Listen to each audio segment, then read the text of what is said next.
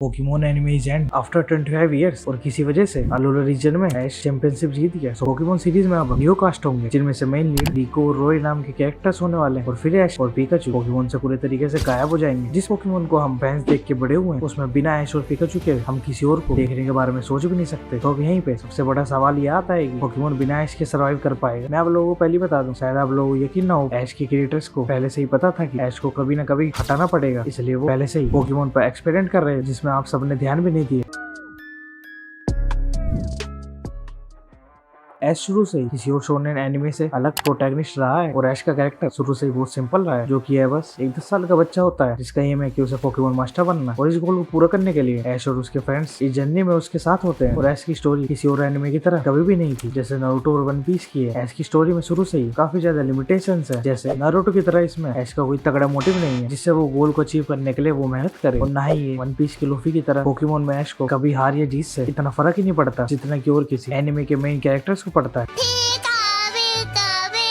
बस ऐश की स्टोरी में ऐश को पूरे वर्ल्ड में घूमना है और काउंटलेस पोकेमोन पकड़ने हैं। और ऐश की इसी कभी मैच्योर या इवोल्व होने वाले कैरेक्टर से सबसे ज्यादा परेशान थे खुद पोकेमोन के script writer Takeshi Shudo stand by me जैसे फिल्म से इंस्पिरेशन लेके डार्कर एलिमेंट डालने का ट्राई करा, जैसे हमने पोकेमोन द फर्स्ट मूवी में देखा था। इस मूवी में ताकेशी शुडो ने हमें बताया कि ऐश मर भी सकता है और जब ऐश मरेगा तो सब पोकेमोन इसके लिए क्या फील करते हैं। और यहाँ तक कि ताकेशी शुडो ये बताते हैं कि मैं चाहता हूँ कि ऐश का कैरेक्टर डेवलपमेंट हो और मैं ऐश को चाहता हूँ कि कोई भी जब अपने पास्ट के उन पोकेमोन डेज के बारे में सोचे तो उन्हें एक खुशी के साथ साथ एक दुख भी हो कि वो एक ऐसे टाइम पे हुए थे।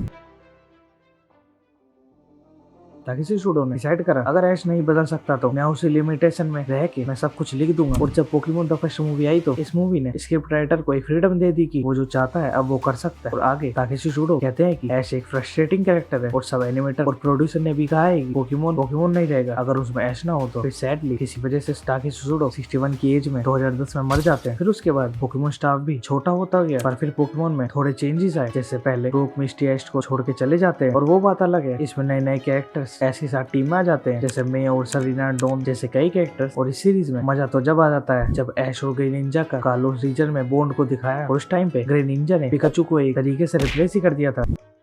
अब पोकेमोन सीरीज में सबसे बड़ा चेंज जब आया जब पोकेमोन सन एंड मून में पहली बार ऐश टाउन से टाउन न जाके अलोला रीजन में एक पोकेमोन स्कूल अटेंड करता है। और इसमें ही 100 एपिसोड्स इन्होंने इसी में लपेट दिए। और यही पहली बार था जब एक छोटा बच्चा ऐश और क्यूट पिकाचू किसी और एनिमे की तरह ऐसी कुछ हरकतें करते हैं। और ये भी पहली बार था कि जब किसी और सीजन के अलावा इसमें कियावे और लाना जैसे साइड कैरेक्टर्स का कैरेक्टर डेवलपमेंट भी दिखाया। और यहाँ तक कि सन एंड मून में लिली जैसी कैरेक्टर्स भी दिखाई जिसको इस सीरीज का हार्ट भी कहते हैं। लिली को इंट्रोड्यूस तो कर गया था एक शायर लड़की की तरह जिसे पोकेमोन के बारे में सब कुछ पता है, और पास्ट ट्रॉमा की वजह से लिली किसी भी पोकेमोन को टच करने से डरती है। एंड फाइनली ऐश और उसके दोस्तों की वजह से वॉलपिक्स को लिली पकड़ लेती है और फिर से पोकेमोन से लव करना सीख लेती है। और लिली अपने भाई ग्लैडियोन के साथ एक पावरफुल अल्ट्रा बीस्ट मिहीलिगो से अपनी मॉम को बचाती है। और सबसे बड़ी बात वो ढूंढ लेती है अपने खोए हुए फादर को, और यहाँ तक कि उनकी खोई हुई मेमोरीज भी स्टोर कर लेती है। बेशक इसकी स्टोरी बस एक के कैरेक्टर डेवलपमेंट दिखाने से एक एनिमे स्टोरी इनफ नहीं हो जाती, पर एटलीस्ट ताकेशी शुडो का एम्बिशन यहाँ पे हमें पूरा हुआ दिखता है, जिधर कोई साइड कैरेक्टर भी ग्रो होता है और टाइम के साथ चेंज होता है।